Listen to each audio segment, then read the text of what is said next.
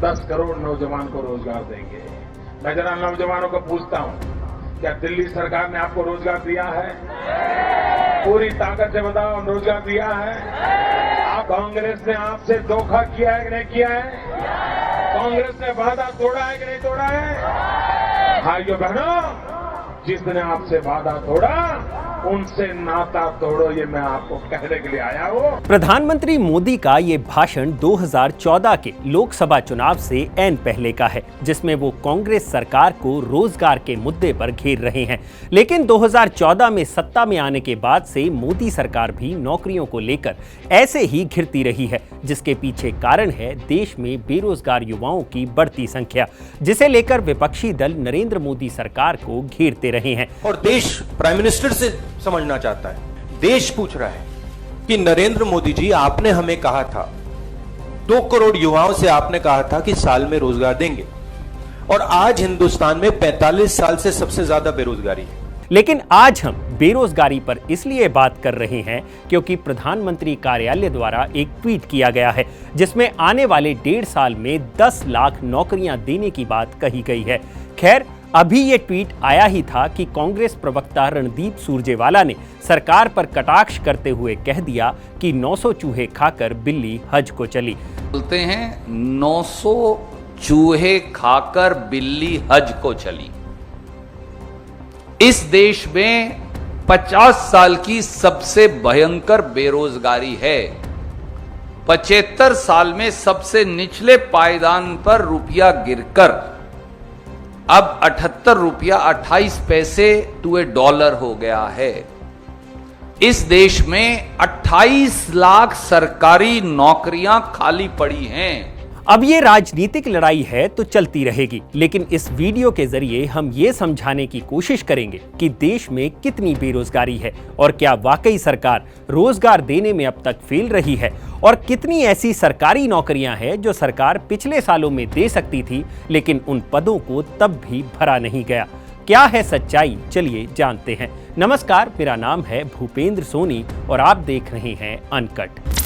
सबसे पहले बात करते हैं अनएम्प्लॉयमेंट रेट की। Centre for monitoring Indian economy यानी CMIE के डेटा के मुताबिक अप्रैल 2022 में भारत में अनएम्प्लॉयमेंट रेट मार्च के मुकाबले बढ़ा है।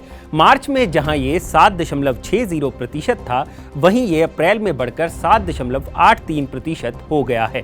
देश में जिन राज्यों में बेरोजगारी सबसे ज्यादा है उनमें शामिल है हरियाणा, राजस्थान, बिहार, जम्मू एंड कश्मीर। हालांकि इसी डेटा के मुताबिक देश में एम्प्लॉयमेंट रेट भी बढ़ा है, जो मार्च में पहले 36.46% था और अप्रैल में बढ़कर 37% के आसपास हो गया। यानी जहां बेरोजगारी बढ़ी है वहीं रोजगार की दर में भी थोड़ा बहुत सुधार देखने को मिल रहा है।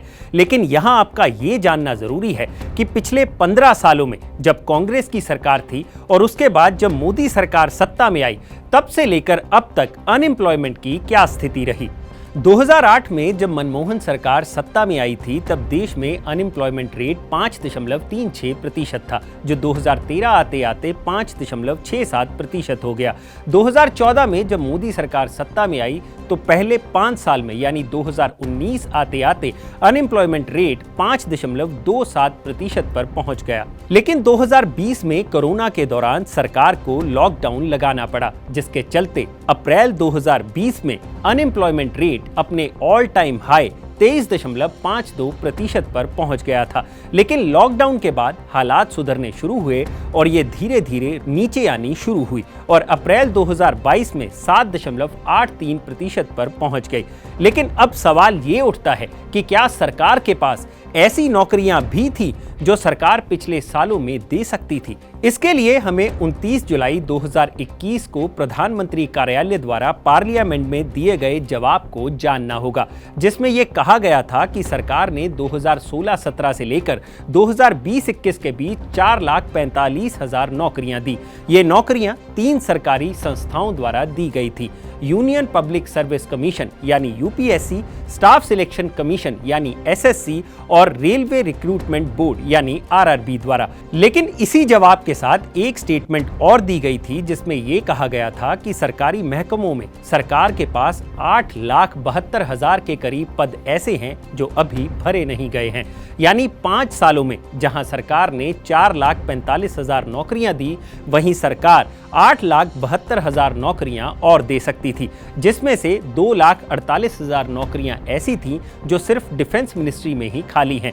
रेलवेज में 2,37,000 के करीब पद खाली हैं और होम अफेयर्स में 1,28,000 पद हैं जो खाली हैं।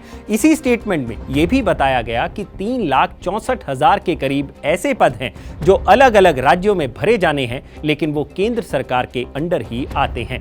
हो सकता है मोदी सरकार जिन 10 लाख पदों को अगले 1.5 साल में भरने पर विचार कर रही हो वो यही पद हों, लेकिन सवाल ये उठता है कि पिछले 5 सालों में इन पदों को क्यों नहीं भरा गया।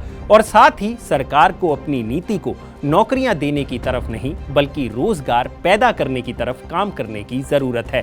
लेकिन कुल मिलाकर बात इतनी है कि कभी साल में 2 करोड़ नौकरियां देने का वादा करने वाली भाजपा सरकार इस आंकड़े से कोसों दूर है। लेकिन कोरोना से बिगड़ी स्थिति धीरे धीरे संभल रही है और हम उम्मीद करते हैं कि देश के युवाओं को आने वाले वक्त में सरकार रोजगार दिलवाने में मदद जरूर करेगी, क्योंकि बहुत से ऐसे युवा हैं जो पीएम मोदी से नौकरी की अपील कर रहे हैं। मैं उड़ीसा से बिलोंग करता हूँ और बीटेक मतलब मैं एक ठीक ठाक गवर्नमेंट कॉलेज में कर रहा हूँ, जिसकी प्लेसमेंट आज से 3 साल पहले 95% हुआ करती थी।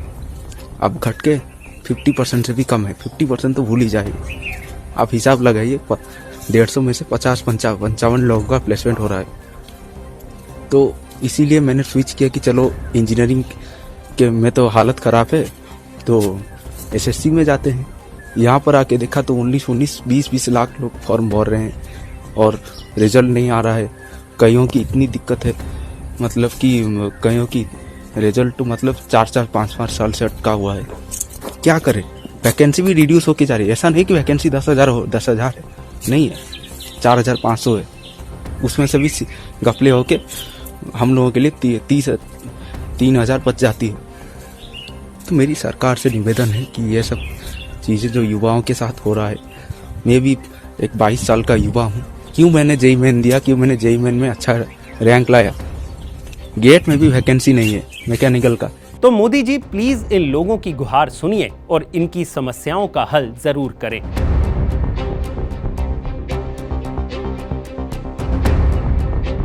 अगर आपको अनएम्प्लॉयमेंट से जुड़ा ये वीडियो पसंद आया हो तो इसे लाइक और शेयर जरूर करें और जानकारी से भरे ऐसे ही और वीडियोस देखने के लिए सब्सक्राइब करें हमारा चैनल अनकट।